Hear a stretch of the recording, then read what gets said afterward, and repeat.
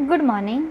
Same 1 જે લોકોને મુખ્ય વિષયની અંદર ગુજરાતી છે એ લોકોનું પેપર નંબર 101. હવે પેપર નંબર 101ના અભ્યાસક્રમની સિલેબસની ચર્ચા આપણે અગાઉના વિડીયોની અંદર કરી લીધી છે. હવે આજે પેપર નંબર 101 જે પ્રશ્નપત્રનું નામ છે મધ્યકાલીન પદ્યકૃતિ, એટલે કે મધ્યકાલીન ગુજરાતી સાહિત્યની પદ્યકૃતિ તમારે ભણવાની છે અને એ પણ પ્રેમાનંદનું જે સુદામા ચરિત્ર આખ્યાન છે એ આખ્યાન કૃતિ તમારે ભણવાની છે. હવે એમાં આજે આપણે મધ્યકાલીન ગુજરાતી સાહિત્ય એટલે શું તેના વિશે ચર્ચા કરીએ કે તમે કોણે મધ્યકાલીન ગુજરાતી સાહિત્ય કહેવામાં માંગો છો. તમારે જે એકમ નંબર 1નો જે આજ પેપરનો જે એકમ નંબર 1નો જે પહેલો પ્રશ્ન છે કે મધ્યકાલીન ગુજરાતી સાહિત્યના પ્રમુખ પદ્ય પ્રકારોનો પરિચય જણાવો. હવે મધ્યકાલીન ગુજરાતી સાહિત્યના પ્રમુખ પદ્ય પ્રકારોની અંદર તમારે રાસ, પદ્યવાર્તા, પદ, આખ્યાન આ બધા સ્વરૂપો તમારે ભણવાના છે. હવે આપણે એમાં મધ્યકાલીન ગુજરાતી સાહિત્ય વિશે સમજીએ કે તમે કોણે મધ્યકાલીન ગુજરાતી સાહિત્ય કહો છો. તો આમ જોઈએ તો મધ્યકાલીન ગુજરાતી સાહિત્ય એટલે કે હેમચંદ્ર એટલે કે નરસિંહથી દયારામ સુધી.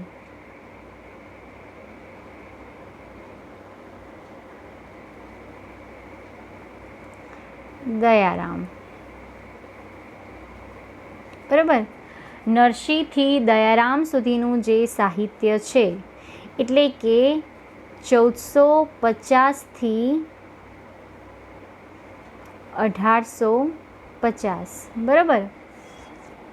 1450થી 1850 સુધીનો જે સમયગાળો છે તેને આપણે મધ્યકાલીન ગુજરાતી સાહિત્ય કહીએ છીએ. એટલે કે નરસિંહથી શરૂ કરી અને દયારામ સુધીનું જે સાહિત્ય તેને મધ્યકાલીન ગુજરાતી સાહિત્ય કહેવામાં આવે છે. પણ મધ્યકાલીન ગુજરાતી સાહિત્ય બે તબક્કાની અંદર વહેંચાયેલું છે. એટલે કે હેમચંદ્રાચાર્યથી શરૂ કરીને નરસિંહ સુધીનું સાહિત્ય એટલે કે 1150થી 1450 સુધીનું સાહિત્ય એટલે કે હેમચંદ્રાચાર્યથી શરૂ કરી અને નરસિંહ સુધીનું સાહિત્ય જે મધ્યકાલીન ગુજરાતી સાહિત્યનો પ્રથમ તબક્કો છે.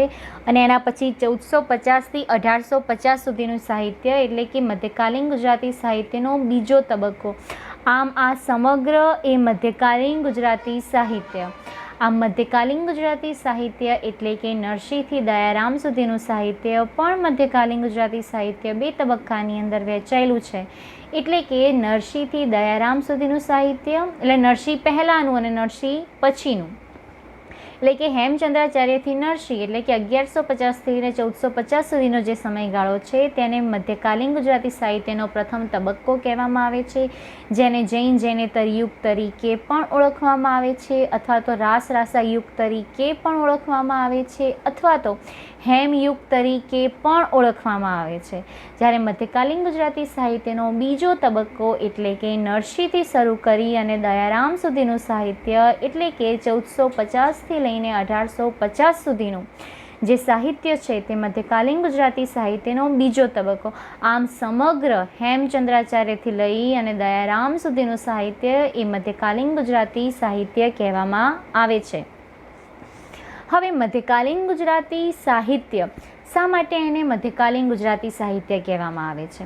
તો એ મધ્યકાલીન ગુજરાતી સાહિત્ય એટલે એમ મેં તમને પહેલાં પણ કીધું કે એમ જોઈએ તો ગુજરાતી સાહિત્યના બે ભાગ છે, મધ્યકાલીન અને અર્વાચીન. એટલે કે જે જૂનું છે તે અને અર્વાચીન એટલે કે નવું એટલે કે 1850 પછીનું જે સાહિત્ય છે તે અર્વાચીન સાહિત્ય. એ જ્યારે આપણે પેપર નંબર 102ની ચર્ચા કરશું એની અંદર આપણે અર્વાચીન સાહિત્ય વિશેની ચર્ચા કરવાની છે.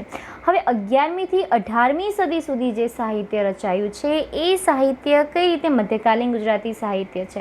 તો મેં પહેલાં પણ કીધું હતું કે કોઈ પણ સાહિત્ય એ જે તે સમયની લોક સંસ્કૃતિનું પ્રતિબિંબ હોય છે. એટલે કોઈ પણ સાહિત્યની અંદર જે તે સમયની લોક સંસ્કૃતિ, સમાજના રિવાજો, માન્યતા, સમાજનું નિરૂપણ એની અંદર પ્રગટ થયેલું હોવું જોઈએ.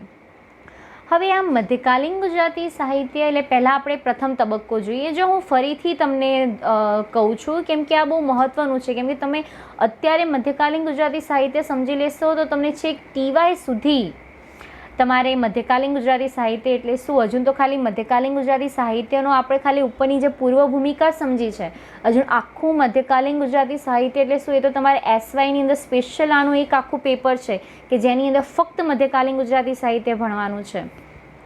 હવે મધ્યકાળ, જો ફરીથી બોલું છું, મધ્યકાલીન ગુજરાતી સાહિત્ય એટલે કે નરસિંહથી દયારામ સુધીનું સાહિત્ય પણ મધ્યકાલીન ગુજરાતી સાહિત્યને 2 તબક્કાની અંદર વહેંચવામાં આવે છે. એટલે કે હેમચંદ્રાચાર્યથી નરસિંહ અને નરસિંહથી દયારામ. હેમચંદ્રાચાર્યથી નરસિંહ એને હેમયુગ પણ કહેવામાં આવે છે, રાસરાસા યુગ પણ કહેવામાં આવે છે, જૈન જૈનેતર યુગ પણ કહેવામાં આવે છે. તે મધ્યકાલીન ગુજરાતી સાહિત્યનો પ્રથમ તબક્કો છે. અને નરસિંહથી દયારામ સુધીનું સાહિત્ય એટલે કે 1450 લઈને 1850 સુધી જે મધ્યકાલીન ગુજરાતી સાહિત્યનો બીજો તબક્કો છે, જેને નરસિંહ યુગ પણ કહેવામાં આવે છે. આમ સમગ્ર એ મધ્યકાલીન ગુજરાતી સાહિત્ય. હવે મધ્યકાલીન ગુજરાતી સાહિત્ય મોટા ભાગે પદ્ય સ્વરૂપે આપણને મળે છે.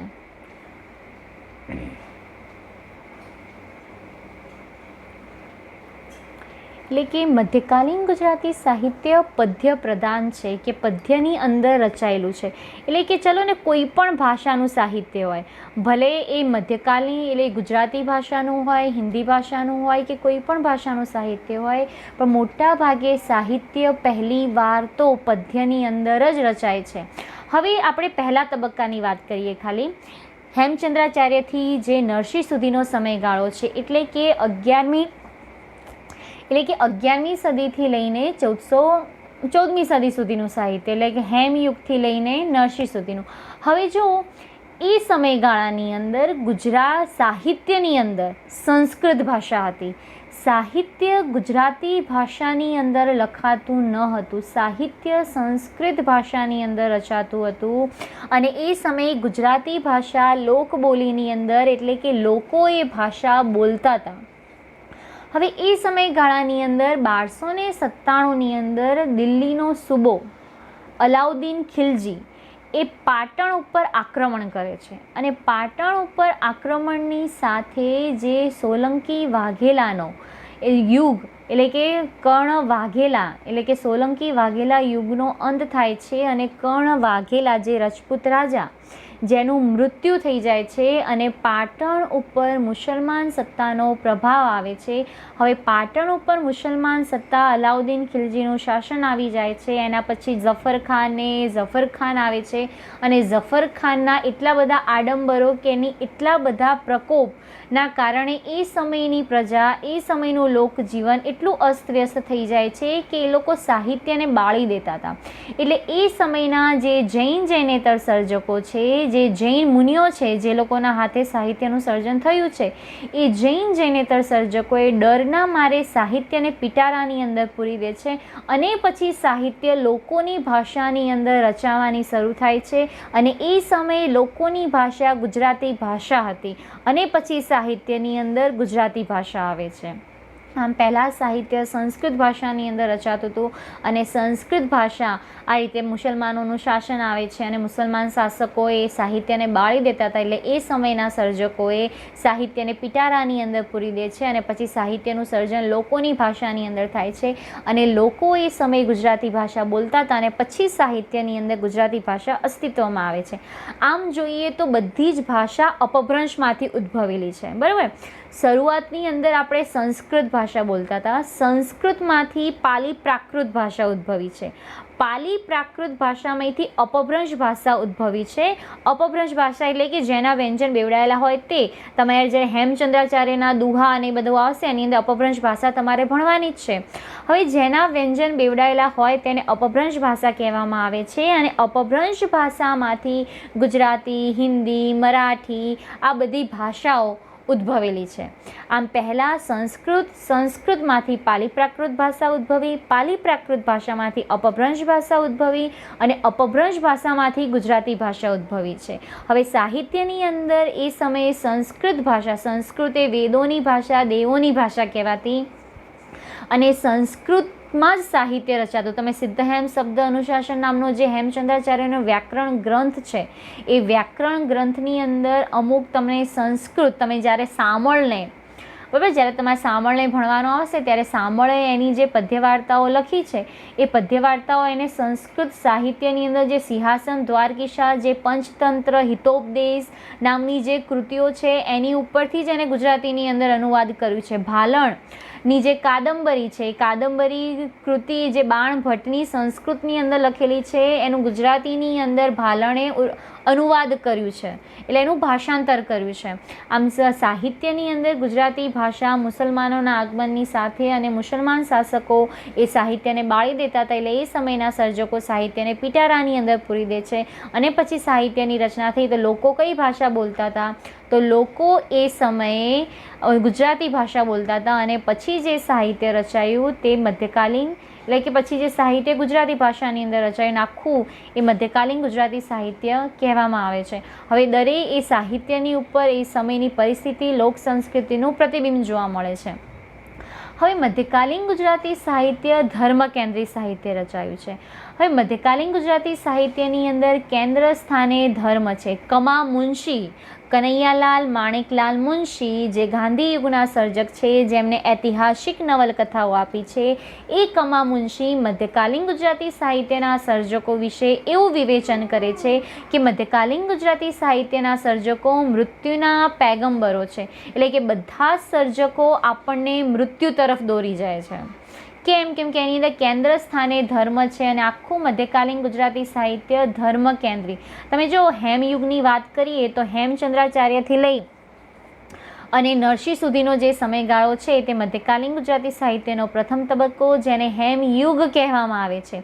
એ હેમયુગની અંદર આપણને જૈનેતર સર્જકો મળે છે. હવે એ સમયગાળાની અંદર લોક મનોરંજનના સાધનો હતા નહીં અને લોકોની એવી પરિસ્થિતિ હતી, આ બાજુ રજપૂતોનો સોલંકી વાઘેલા યુગનો અંત થાય છે અને પછી કર્ણ વાઘેલા મૃત્યુ પામે છે, મુસલમાન શાસકો આવે છે. મુસલમાન શાસકો જબરજસ્તી લોકોનું છે ને ધર્મ પરિવર્તન કરતા હતા, એટલે એ સમયે પ્રજા ડહેરી, એટલે બહુ ડરેલી અને સહેમી રહેતી હતી. એટલે સાહિત્યએ એ પ્રજાને સાહિત્ય મારફતે લોકોને બીજા માર્ગ તરફ વાળવાનો પ્રયત્ન કર્યો છે. એટલે એ સમયગાળાની અંદર ધર્મ કેન્દ્રિત સાહિત્ય રચાયું. હવે એ સમયગાળાની અંદર જૈનેતર સર્જકો, જૈનેતર એટલે હેમયુગ, એને એટલે હેમચંદ્રાચાર્યથી નરસિંહ, જેને હેમયુગ પણ કહેવામાં આવે છે, જૈનેતર યુગ પણ કહેવામાં આવે છે અને રાસરાસા યુગ પણ કહેવામાં આવે છે. હવે શા માટે એને પહેલાં હેમયુગ કહેવામાં આવે તેના વિશે ચર્ચા કરીએ. તો એ સમયગાળાની અંદર સૌથી શ્રેષ્ઠ સર્જક હેમચંદ્રાચાર્ય મળે છે. એ હેમચંદ્રાચાર્યના નામથી આખા યુગને હેમયુગ તરીકે ઓળખવામાં આવે છે. બીજું છે જૈનેતર યુગ. હવે હેમચંદ્રાચાર્યથી લઈને નરસિંહ સુધીના સમયગાળાની અંદર જેટલા પણ સર્જકો આપણને મળે છે એ બધા જૈનેતર છે. એટલે જૈન સર્જકો એટલે જૈન ધર્મની અંદર મુખ્ય પ્રસંગ કયો હોય છે? દીક્ષાનો પ્રસંગ. એટલે જ્યારે પણ કોઈ જૈન સર્જક જ્યારે પોતાની કૃતિનું આલેખન કરે છે ત્યારે કૃતિના અંતે દીક્ષાનો પ્રસંગ આલેખે છે, માટે એ જૈન સર્જક. અને જ્યારે કોઈ જૈન સર્જક કૃતિના અંતે દીક્ષાનો પ્રસંગ આલેખતો ન હોય એને જૈનેતર સર્જક કહેવામાં આવે છે. આમ એ સમયગાળાની અંદર જે સાહિત્ય રચાયું એ જૈન ને જૈનેતર કવિઓના હતા, માટે એમના નામ ઉપરથી એ યુગને જૈનેતર યુગ કહેવામાં આવે છે. એના પછી રાસરાસા યુગ.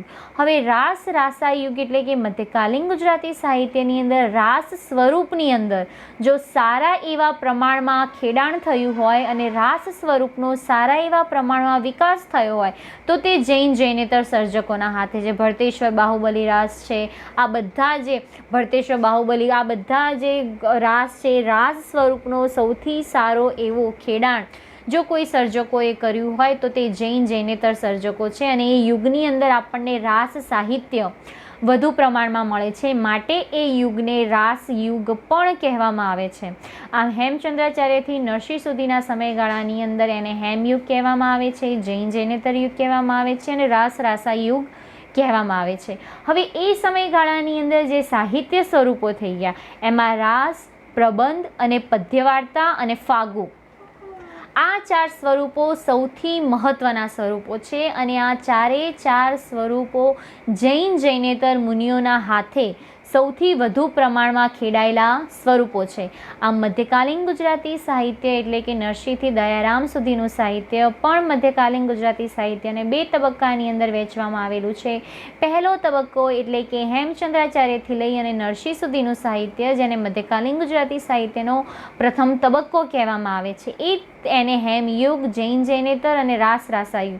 શા માટે એને હેમયુગ કહે છે, જૈન જૈનેતર યુગ કહે છે, રાસ રાસા યુગ કહે છે, તેના વિશેની માહિતી હવે પછીના વિડીયોની અંદર આપણે જે મધ્યકાલીન ગુજરાતી સાહિત્યનો બીજો તબક્કો છે એ બીજા તબક્કા વિશેનો વાત, તેનો સમયગાળો, એ સમયગાળાની અંદર થઈ ગયેલા સર્જકો અને એ સર્જકોનું સાહિત્ય, એના વિશે સંક્ષિપ્તમાં એટલે બહુ ટૂંકી આપણે માહિતી મેળવશું. અને એના પછી આપણે જે મધ્યકાલીન ગુજરાતી સાહિત્યનું જે તમારા પેપર 1નો એકમ નંબર 1ના જે 5 સ્વરૂપો છે, રાસ, ફાગુ, આખ્યાન, પદ અને પદ્ય વાર્તા, એ સ્વરૂપોનો પરિચય મેળવશું.